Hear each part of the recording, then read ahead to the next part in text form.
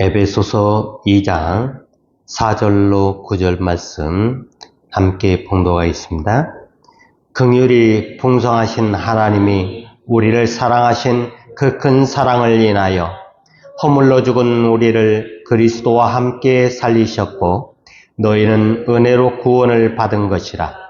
또 함께 일으키사 그리스도 예수 안에서 함께 하늘에 앉히시니 이는 그리스도 예수 안에서 우리에게 자비하심으로써 그 은혜의 지극히 풍성함을 오는 여러 세대에 나타내려 하심이라. 너희는 그 은혜에 의하여 믿음으로 말미암아 구원을 받았으니 이것은 너희에게서 난 것이 아니요 하나님의 선물이라. 행위에서 난 것이 아니니 이는 누구든지 자랑하지 못하게 함이라. 아멘. 오늘 말씀은 하나님이 그리스도로 오신 이유에 대해서 보고자 합니다. 우리가 말을 한다라고 하는 것은 생각을 하고 난 이후에 말을 하거나 침묵을 하거나, 어차피 침묵도 말의 일종이라고 이야기를 했었지요. 생각은 그 자체가 본질이 아니고 그 밑바닥에는 나는 의욕한다라고 하는, 나는 살고자 한다, 나는 원한다라고 하는 히메로의 의지라고 하는 게 있다고 이야기를 했지요. 그래서 우리가 의욕한다라고 했을 때 그 의욕이라고 하는 게 뭐냐? 무기력에 대항하는 의욕을 이야기를 합니다. 그러므로 우리 인간은 목적이 있는 한 무기력하지가 않지요. 어떠한 목적을 달성을 하게 되면은 다 이루었기 때문에 우리에게서 기력이 발생을 하지 않게 됩니다.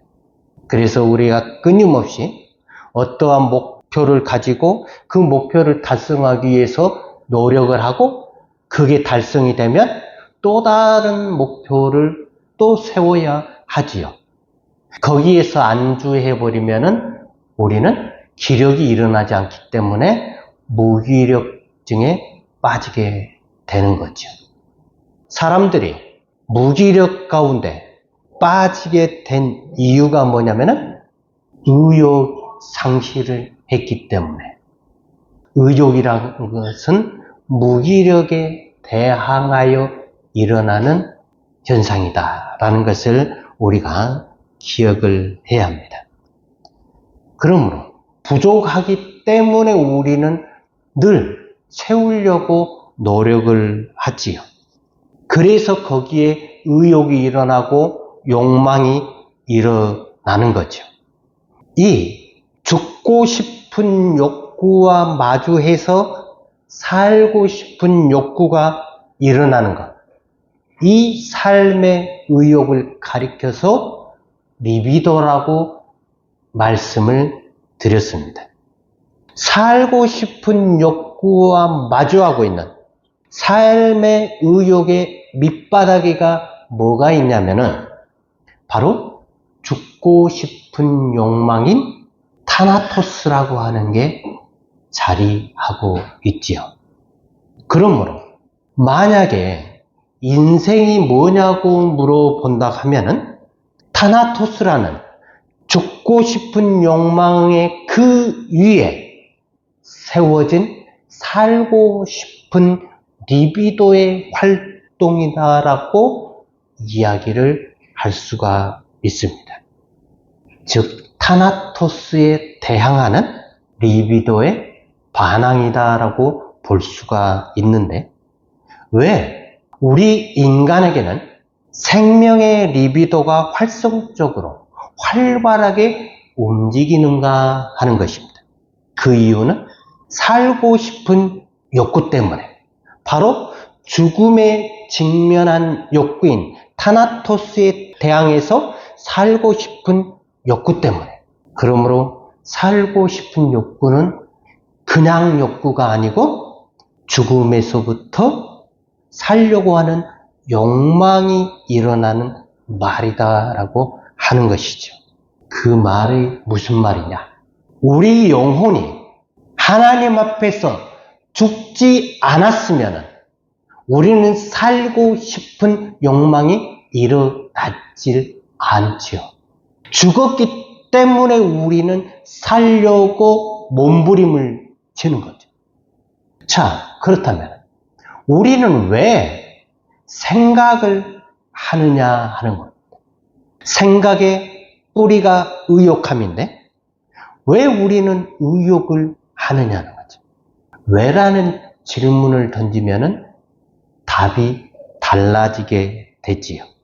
우리는 이미 죽었기 때문에 살려고 몸부림을 치는 것이고 죽음에 직면하여서 사망하지 않기 위해서 회피하려고 하는 행위이고 생각을 살려는 쪽으로 돌리면서 죽음을 인정하지 않으려고 하는 행위죠. 이미 우리가 죽었다라고 하는 현실성을 외면하는, 그래서 나는 죽지 않았다라고 애를 쓰는 자기 최면과 같은 모습이다. 분명한 점은 이미 우리는 죽었기 때문에 의욕을 하는 거고 이미 죽었기 때문에 그 의욕에서 생각이 나온다라고 하는 것입니다. 그러면 이미 죽어버린 우리가 하나님에 대해서 어떻게 말하는 것이 가능하느냐는 거죠. 죽은 우리가 하나님 앞에 말한다는 것은 불가능하다고 볼 수가 있습니다. 가능하다고 해도 우리가 바라는, 우리가 소원하는, 우리가 뭔가 그 초능력자로부터 얻고자 하는 그런 하나님을 우리 스스로 그림을 그리고 있다라고 봐야 하지요. 그래서 우리는 하나님의 실제를 생각하거나 상상하거나 이해하지 못합니다.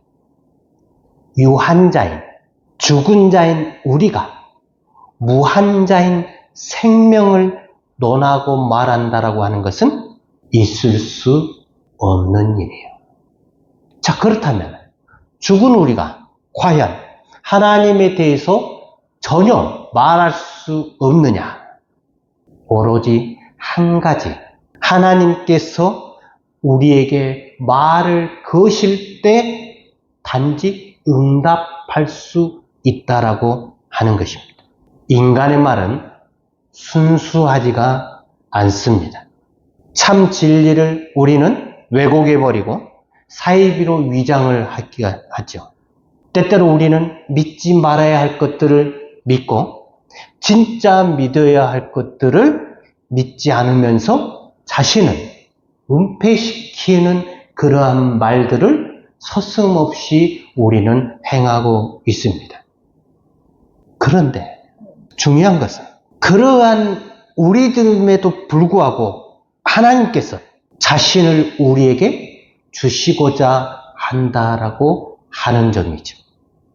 하나님의 말씀을 천사들의 입을 통해서 선포되기보다도 우리의 말로 선포되기를 원하고 계신다라고 하는 것이죠.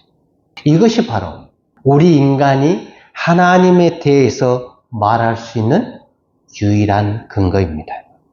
인간이 하나님에 대해서 말할 수 있는 유일한 근거는 하나님이 우리의 비천한 말로 자신이 그려지기를 원하시기 때문에 그렇습니다.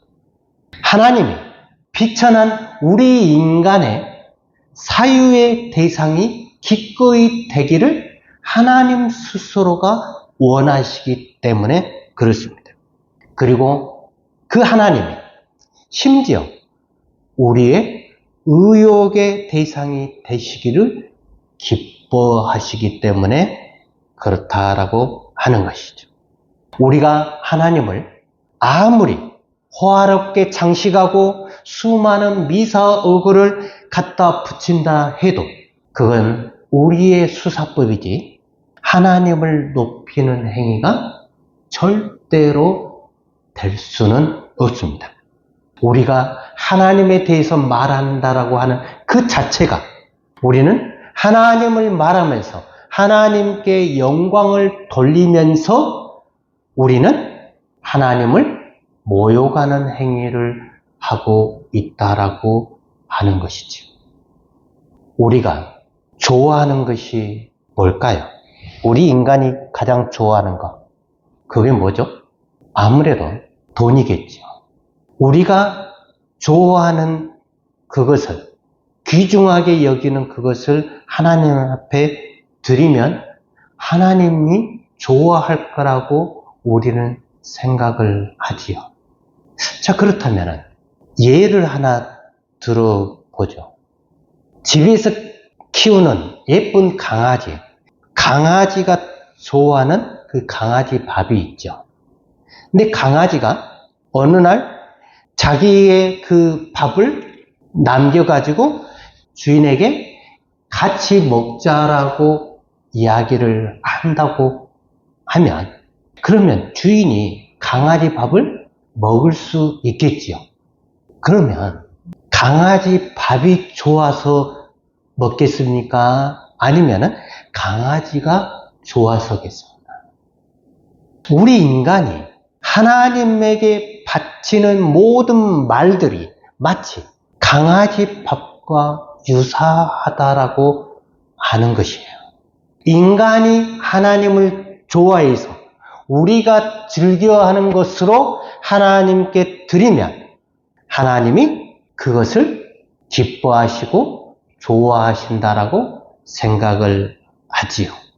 만약에 하나님이 우리가 드리는 그 헌금을 하나님이 받으신다고 하면 우리가 좋아서 받았을까요? 아니면은 돈이 좋아서 받았을까요? 당연히 우리가 좋아서 받으시겠지요. 그 말이 무슨 말이냐면 하나님은 우리 인간이 그냥 좋아서 행하신다라고 하는 것입니다.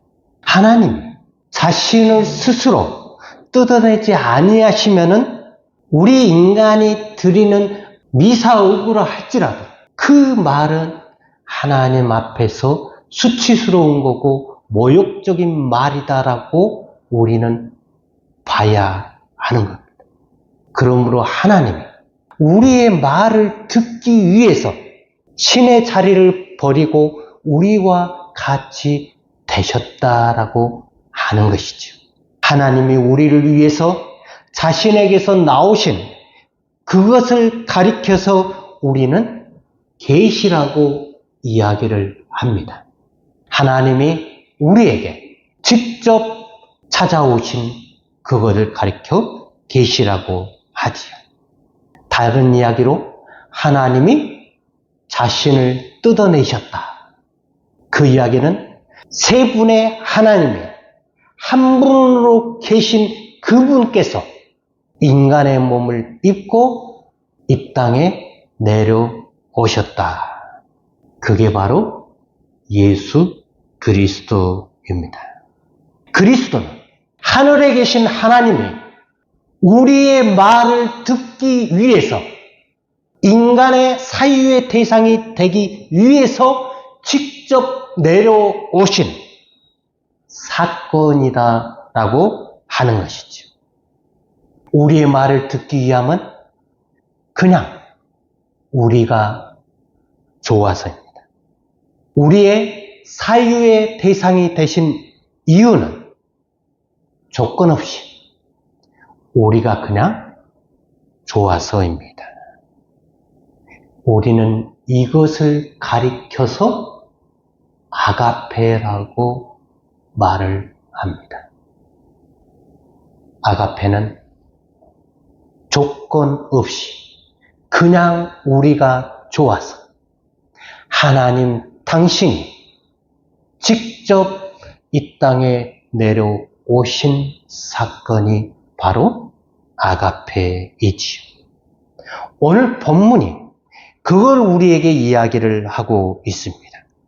4절에 보면은 긍휼이 풍성하신 하나님이 우리를 사랑하신 그 큰 사랑을 인하여 허물로 죽은 우리를 그리스도와 함께 살리셨고 너희는 은혜로 구원을 받은 것이라. 또 함께 일으키사 그리스도 예수 안에서 함께 하늘에 앉히시니 이는 그리스도 예수 안에서 우리에게 자비하심으로써 그 은혜의 지극히 풍성함을 오는 여러 세대에 나타내려 하십니다. 하나님이 우리를 그리스도 예수 안에서 일으켜가지고 함께 하늘에 앉히셨다라고 하는 우리를 하나님의 그 위치로 끌어올리시는 그 일을 하나님이 행하셨다라고 하는 사실. 그래서 하나님이 그리스도로 오신 것은 우리가 하나님을 드높이는 열정적인 그러한 말을 듣기 위해서가 아니고 그냥 우리가 사랑스러워서 오신 것입니다. 하나님이 우리의 사유가 되신 이유는 우리가 하나님을 생각하는 그 사유가 고상해서가 아니라 우리를 사랑하시기 때문이다라고 하는 것이죠. 우리가 신앙생활을 할 때 이런 아가페적인 하나님의 사랑, 자기를 완전히 죽이는, 비하하는 그러한 그 사랑 앞에 우리가 겸손과 두려움으로 항상 말을 해야 한다라고 하는 것입니다. 알다시피 우리 인간은 세상 속의 인간입니다. 하나님의 실제성은 세상을 창조하시고 동시에 세상에 임재하시는 인격적인 분이시다라고 하는 것이죠. 그러므로 하나님과 우리 사이에는 질적인 차이가 있습니다. 인간의 능력으로는 결코 하나님께 도달할 수 없다라고 하는 사실입니다. 우리가 하나님에 대해서 말해야 하고 하나님에 대해서 논해야 된다면 하나님이 우리에게 말씀하셨기 때문이고 그 하나님이 우리의 사유의 대상이 되시기를 원하셨기 때문에 우리가 그 하나님을 생각하고 말을 할 수가 있다라고 하는 것이죠. 그 증거가 바로 예수 그리스도라고 하는 사실입니다. 그러므로 그리스도는 하나님이 우리의 사유의 대상이 되어주신다는 신적인 표현인 것입니다. 하나님이 우리에게 말을 거실 때는 그리스도로 말을 거신다라고 하는 것이에요. 그래서 하나님이 그리스도로 우리에게 말을 거실 때 우리는 비로소 그리스도의 이름으로 예수의 이름으로 우리가 하나님 앞에 나아갈 수 있다라고 하는 거예요. 그 외에는 하나님 앞에 나아갈 수가 없다. 오직 그리스도의 이름으로 나아가는 것입니다. 그리스도로 우리에게 말을 거시는 이유는 바로 우리의 응답을 요구하시기 때문에 그렇지요. 그 응답을 가리켜서 바로 신앙이라고 이야기를 하죠.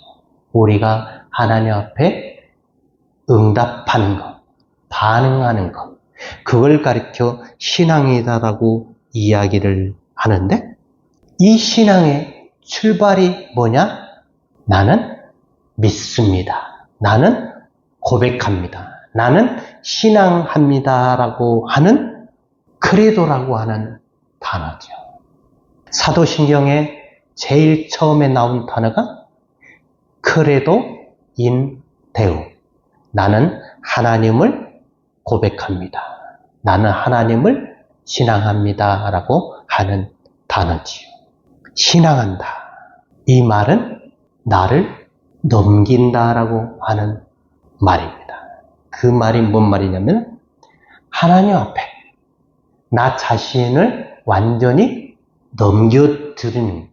그래서 하나님이 나의 모든 소유를 주장하시는 거죠.